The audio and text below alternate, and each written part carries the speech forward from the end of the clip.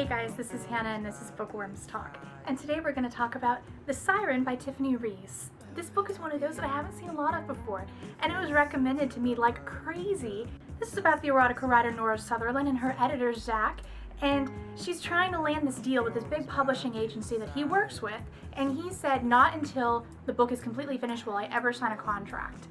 And so she accepts the challenge. They have this witty, kind of mean friendship, but they're funny. While she writes this seriously dark erotica kind of thing, she kind of lives it too.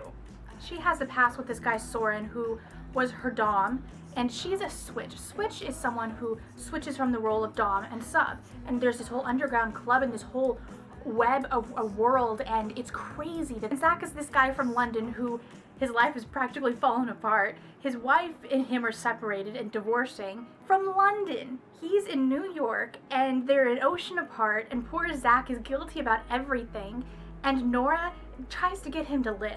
I mean, she's into sadomasochism, and so is this entire world just revolves around it.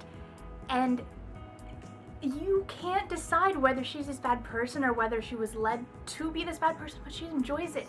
And she is such a character. This whole philosophy that I haven't been exposed to. While I've read other things, this is a completely different philosophy. It's from the inside, really seeing it. It's like, why? And then it's like, and you're just conflicted the whole time about it. But it's really good and it's worth the read. Thank you everybody that recommended it to me and nagged me about it, because I'm glad I read this. So yeah, I will see you guys later when you have read it, because I want to talk spoilers and all that stuff. Okay, bye! I really liked that Zach wasn't so eager beaver, oh, I'm gonna totally jump right into this, okay with it. No, there was a fight against it. And it showed that there would be growth and understanding throughout the story. And he remembers from parts of Nora's story how his marriage failed, and he has all these flashbacks, and we can't decide whether or not we want Nora and Zach, or if we want Zach to go back to his wife Grace. This book really brought an entire other level of understanding with S&M and BDSM and that entire thing. There was a paragraph that it was explained. It said something to the effect that pain was currency and you could buy pleasure with the pain, you know? And it was really thought-provoking, and it, in a weird way, made me understand it. I loved Nora and Wesley's relationship so much, from the scene where he tried to take a sip of her hot cocoa and she's like, what are your numbers? Their relationship was amazing though, and it was back and forth, and they knew each other so well, and on closer levels that were almost the point of intimate, but they weren't at the same time. It was this really strange relationship, but I loved it. So we get to see that she's actually a dominatrix. She's not a prostitute. There is a difference. I see the difference clearly. And she goes and meets with one of the guys thinking it's just one of, her regulars. It's Siren! I was freaking out. What is he gonna do to her? Wesley was missing, and I was so and then she found the picture that he framed of Nora, of her riding the horse, and it was hidden in his dresser. This book really makes you think. There's this scene where she's in the church, and she starts talking about the crucifixion of Christ as almost a rape. And at first I was like, what? And because I'm not Catholic, so I don't know all the details. I don't know if it's a little bit different than what I practice, but I was a little lost. But then I reread it, and I was like, that's really interesting to think of that, because then she explained it, how there wouldn't be a loincloth, and there wouldn't be this, and he's on display, and then the women, and then the painting. Like, it was really intriguing. I had an idea up to about chapter 12 what I thought the book was going to play out like, but I was still interested to read it, so I had no problems with thinking I knew what would happen. Chapter 12 changed my mind. Siren's a priest! Are you kidding me? I can't even begin to understand that. The title of the series really made sense to me at that point. I'm kind of really interested in Siren's story. I think that he is the child of the man who raped his mother. Because, the 9-month thing, I think that was there to tease us. So I want to continue reading it, because I think that he's a lot more messed up other than the obvious.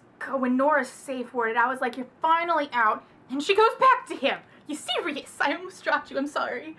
The night she went to underground with Zach, and then in the car after, but then she has the thing with Wesley later that night in bed.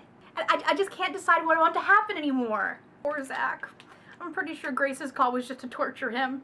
That certainly cleared up a couple things for me, because I realized then he does need to be with his wife, but if she doesn't accept him back, why not Nora? But then Wesley, I couldn't decide. Finley, oh my god. If Nora just had the chance to explain to Zach that what she was doing wasn't prostitution, I think he would have accepted it, you know? When Soren gave Nora the Saint Medal of St. John, patron of writers, there was this speck of sadness I felt for Soren. I kind of felt bad that he didn't have her, but I can't easily forget the kind of things that he did. I don't care if she's okay with it. The kind of things that he went to, it's not just consensual relations. That is different in a way that I can't quite pinpoint. It's not right. I want to set all of my busy messages as, to whom it may concern, fuck off, I'm busy. I think my favorite scene was when, and it was the concept, not necessarily the scene itself, though that was great too, when they acted out the scene from her book. I mean, it's the whole realization it crashed and burned, but I love the idea behind it. Thank fate that Zach finally came to his senses and decided to finish her book. In chapter 32, Nora really did become the Siren. She became that, and Zach was the sailor lost at sea drowning. And Nora's completely right, he did push her away.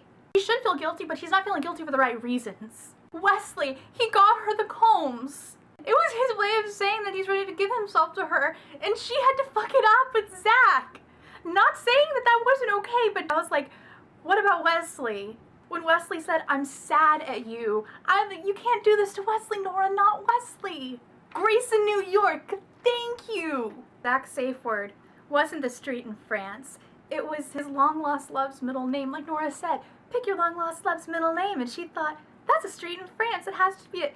No, it was Grace's middle name. Why are you going back to Soren, Nora?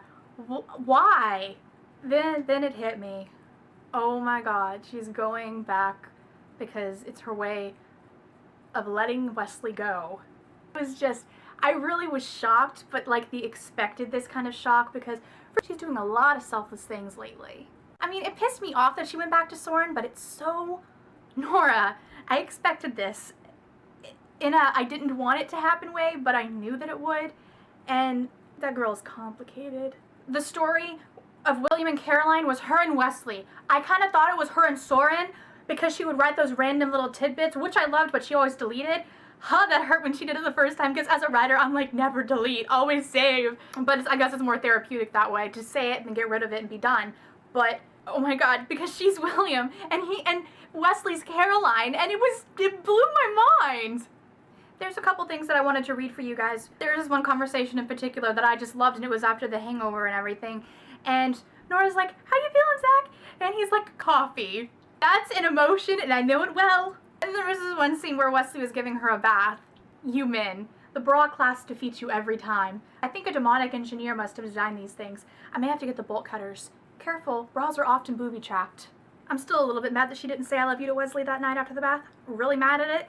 There was this one thing that I think anybody could relate to, and I'm going to read it for you. Only afterward did the guilt set in. The guilt that for a few minutes he let himself stop feeling guilty. You know that feeling where it's like you feel guilty for forgetting to feel guilty? Like that put into words perfectly. Broken love is the most dangerous love. It will slice you open with every touch. I think this is the most brilliant thing this book had in it. Because you don't realize this so much, or maybe it's just a Tumblr girl in me, but this just was perfect. You don't love him. You only love that he loves you. It's not necessarily that you love someone, it's that you love the idea of someone loving you. Jesu too fucking exhausted to speak French, bonsoir. Don't even say that right. It was a really interesting take, one that I haven't read. I was drawn in from the very first chapter. I mean, hello, the London fog, that hooked me easy. So I'll see you guys later next time on Bookworms Talk. Bye!